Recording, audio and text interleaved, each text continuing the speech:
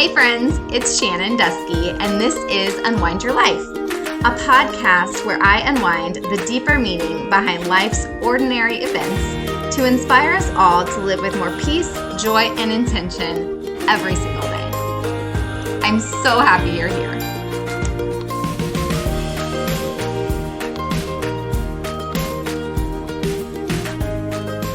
Hey friends, so I am so excited to be sitting here with Gretchin Staples. You sound like I'm famous. Like you are to me. You are to me. Gretchen and I have, just like you said, like we've really been on a journey together. And she is just one of those women in my life that I look up to. She's a woman of faith. She's a very smart businesswoman. She has so many strengths that are different than mine. And like just the way you lead is so inspiring. And okay, we're done. That's all I needed. Thank you. And this is very much impromptu because we just happen to be at Biz District here and we're like, let's record. Yep. So one of the things that I love most about you is that you seem to live a very called life, which is different than just like going through life and doing things that like you think need to be done or whatever. Like I'm sure there's parts of that, but in general, like since I've known you, it feels very like you're compelled, like you're feeling called to do what you're doing. Like there's a deeper meaning and different purpose behind that. And so maybe we can just kind of explore, go from like where we started to kind of where we are now and like a little stuff in between. Sounds good. I don't know. Yeah, that sounds good. Is there a question? Is there a question? Because I got to think about that. So where did it all start? So you just mentioned to me right before we started this video that you thought I led, what you just said, you thought I led a called life. And it just made me kind of stop because I hadn't really thought about it like that before. I think you don't think about things like that. I'm just me. I don't know what that looks like to other people. I just feel like there needs to be a purpose behind what we do, or it's kind of pointless. So maybe that's where that kind of comes from. And I also feel like that there's a lot of boxes that people might want to put you in that I just have never fit into.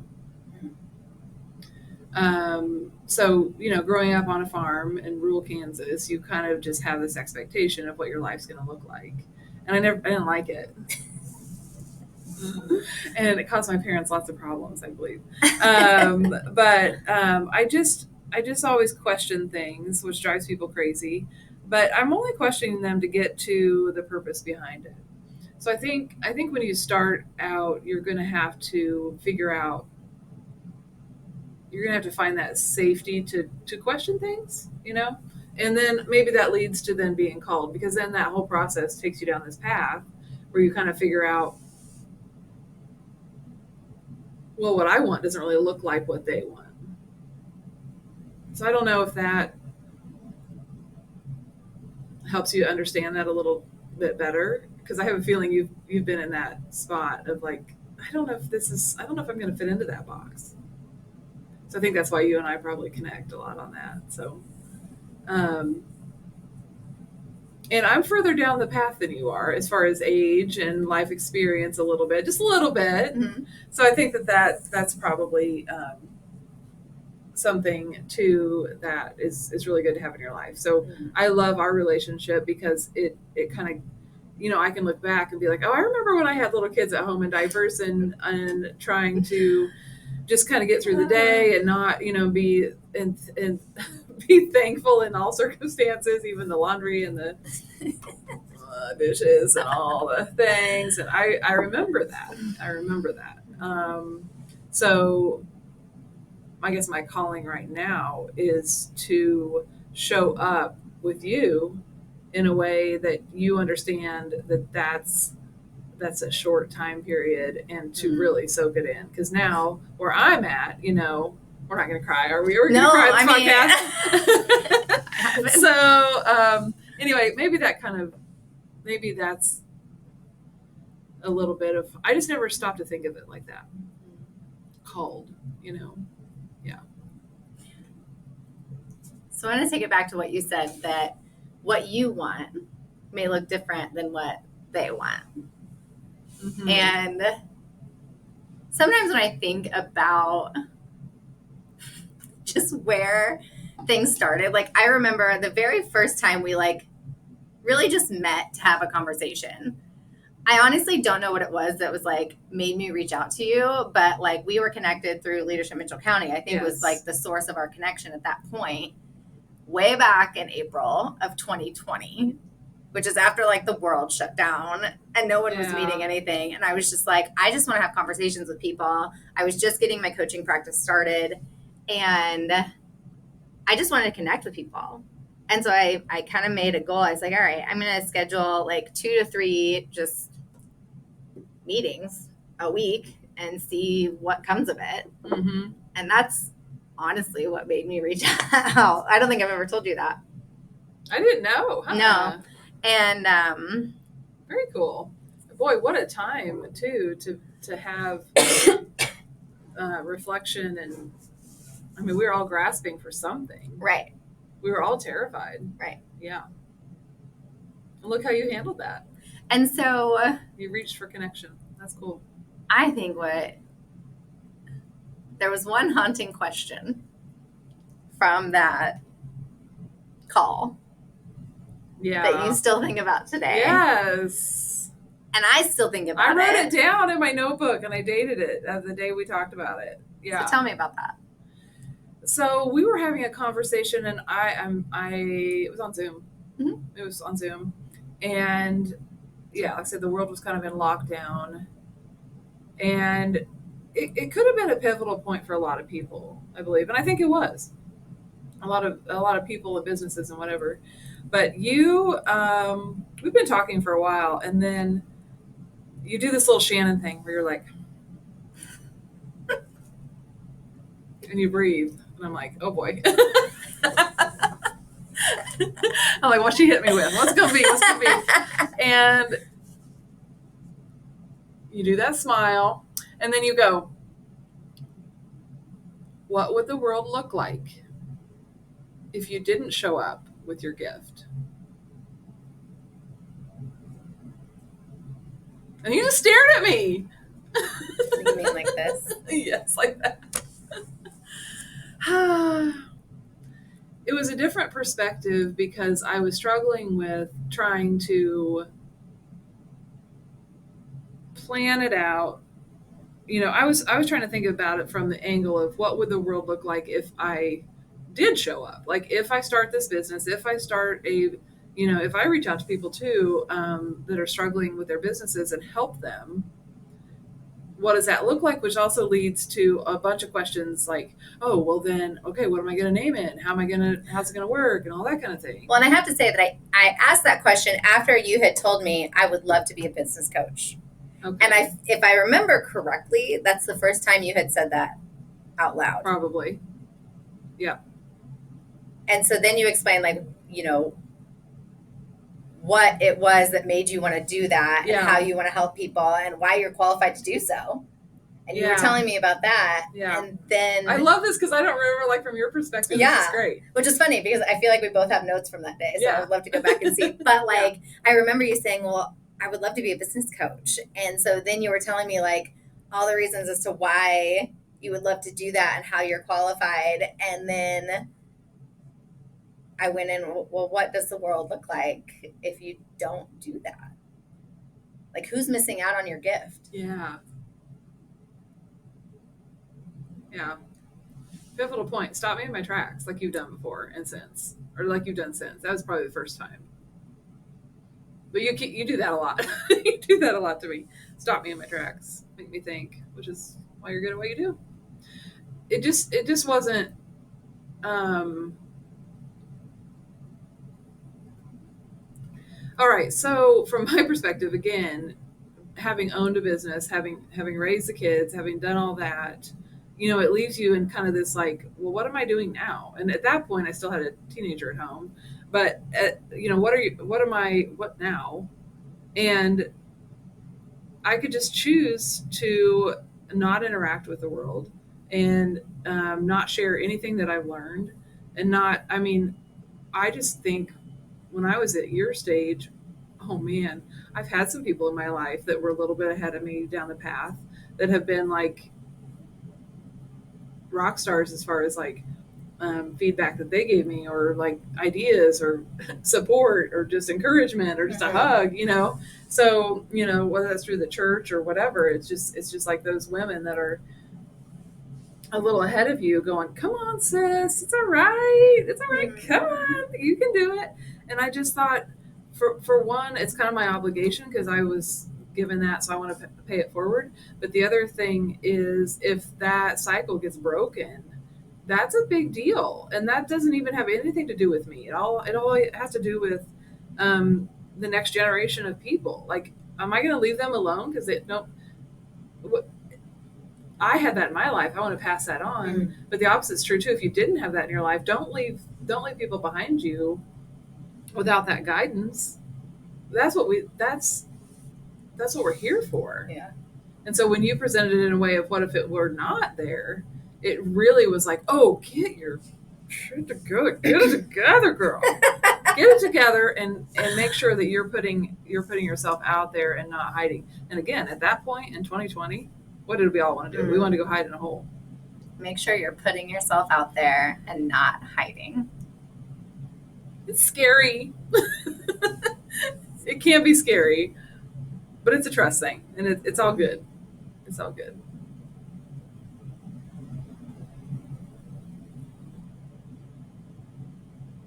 So what has putting yourself out there and not hiding brought into your life? A lot of things, but ultimately it's worth it because it's not all positive. You kind of have to choose to be vulnerable and be like, well, I screwed that up. Don't do that. Oh, the other thing, that really kind of, we have so much to talk about. I know. What? We're 12 minutes in. Okay. How long are these normally? I know. 20? Sure. We can talk for hours. No, I lost my train of thought. It'll come back around. But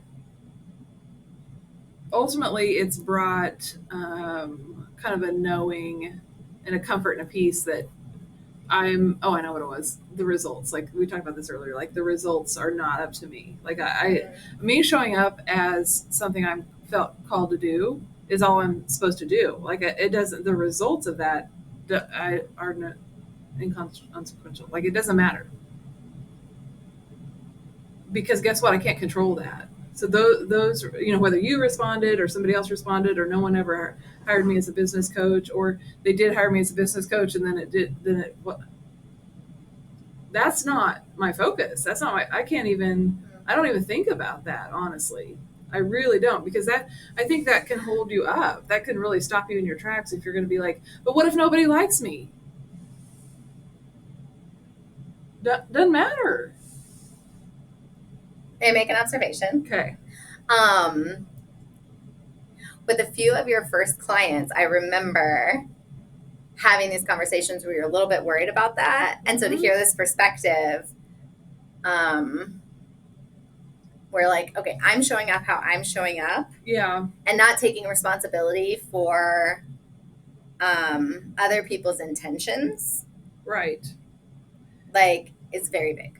Okay, so, but people think if you're not going to, you just said not taking responsibility for. So that could be seen as a negative too. Like, oh, so you're just going to plow through life and not have any responsibility, and you're just going to do what you're going to do, and you're going to completely opposite of what we're talking about. Yeah. I'm not responsible for how they show up for their intentions, just as they're not responsible for how I show up with mine. That's you. This is me. And guess what? Something happens when we all show up in the way that we're led to, in the way that we're called to. Something happens to bring that unity in the world. Because if you eliminate that responsibility, this is a word. This is a word. This is a word. If you eliminate that and you release that to the other person, there's no stress with that. There's no anxiety with that. There's only peace. And it comes back to living authentically. Right. It comes back to releasing what other people think of you. Right. And showing up in a way that is true and authentic to your heart. Mm-hmm.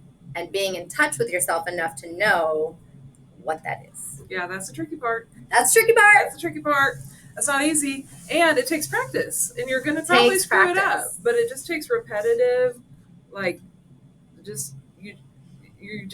have to implement, and you can't overthink it. You just have to try it and see how it shows up. Say it again. You have to implement. You have to implement. You can't overthink it. Say it again. I know, right? It's nothing. It completely, it does this weird thing. If you start taking on other people's intentions, that everything starts to go off the rails. And it's probably slight, and it's probably not noticeable at first, but one of these days, you're going to be like stressed beyond capacity. You're going to be yelling at your kids. You're going to be, blaming your husband for all of your, not you, not me, other people. You're going to have a lot of guilt and shame and regret. And you're like, where did this come from? You got to start somewhere. You have to back up and just decide that you're going to try and shift your perspective. So what have been your biggest perspective shifts? Well,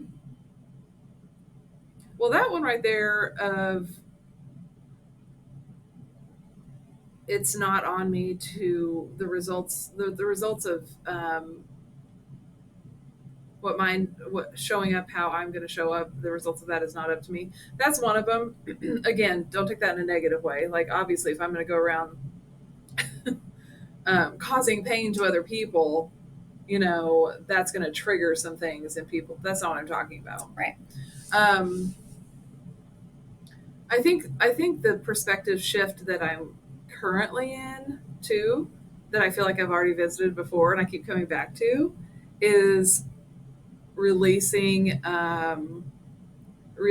worry to God. Worry is a sin.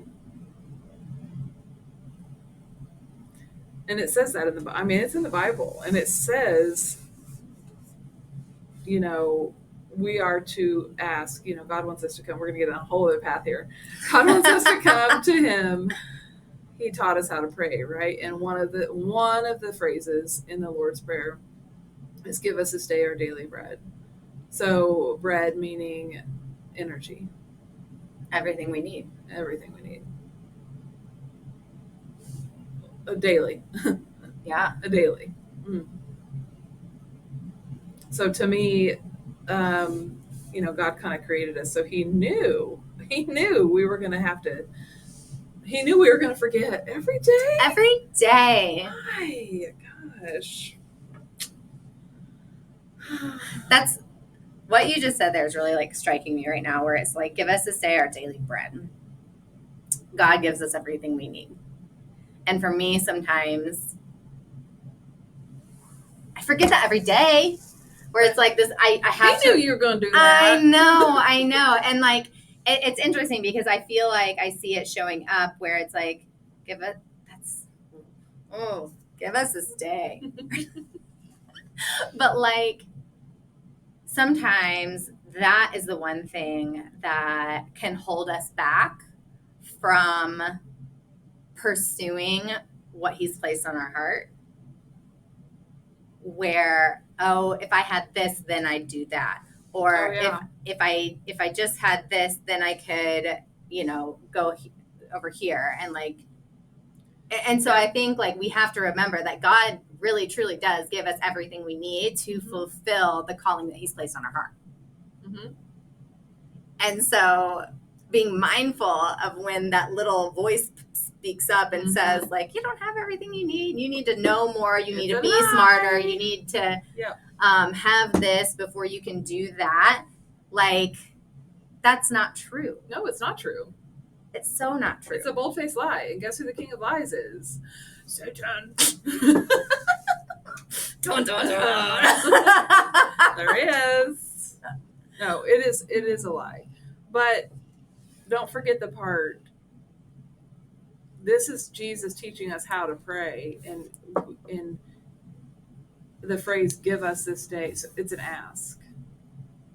So God wants us to seek him. So don't forget that part. So it's not like, yo, I'm just here, why aren't you giving it to me? The ultimate is, God wanting to give us a bunch of things that we don't ask for. That's kind of that's another perspective shift. I'm full of them. Can you imagine if this actually were coffee? Oh my gosh. Just can you imagine? Oh man. It's deep already. Yeah. Yep.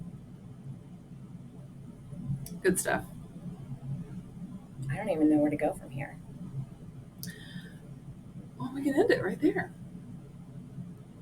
So That's where it started. So we came into this conversation really not knowing exactly what we were going to talk about. And what are we taking away? There's so much. But what it comes down to is what? What's it all come down to? I think the main thing, honestly, as kind of an overall idea, is to be open to that perspective shift. Because I don't know. Do you think you need to recognize that you need one first? What do you think the steps are to that? Right. So okay, be open to perspective. Great, I'm open. But what is that? How do you think that starts? I think there's is it disequilibrium? Is that a word? There's this feeling, right? Where what's coming to mind is KLC's term is leadership starts with discomfort. And so there's this discomfort that we feel. And we can be open to a perspective shift in our mind, but maybe our heart is holding on. Exactly. Or we can be open in our heart and our mind is that's not going to work. That's not going to work. And so I think where it starts is the ability to get our head and our heart kind of aligned. Okay. To really fully accept that perspective shift. And it's not oh yeah, that's a really good perspective. Cool, I got it. I'm adapting that. It's a process. It's a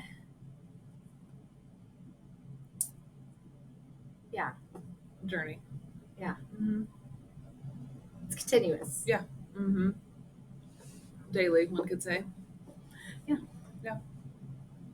I think you're right, and I think just being open to the idea of listening to your body about that and understanding that it does something. I feel like I need to grow here, or you may hear someone comment on something, and you're like, what? So asking questions to learn, not to judge, is a good place to start. Asking questions of someone, if someone shows up in your world and they say something and you're like, I don't know if I align with that.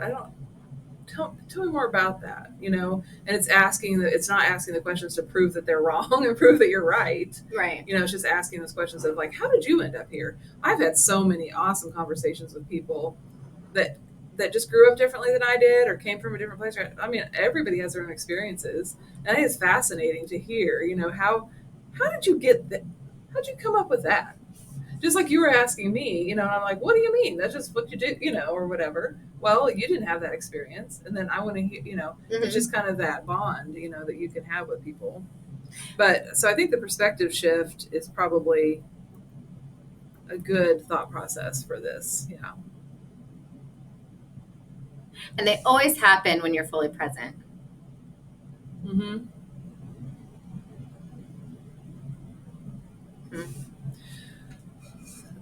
So I think overall, most people get intimidated by that, or they just get comfy and complacent where they are, and they're like, I'm good.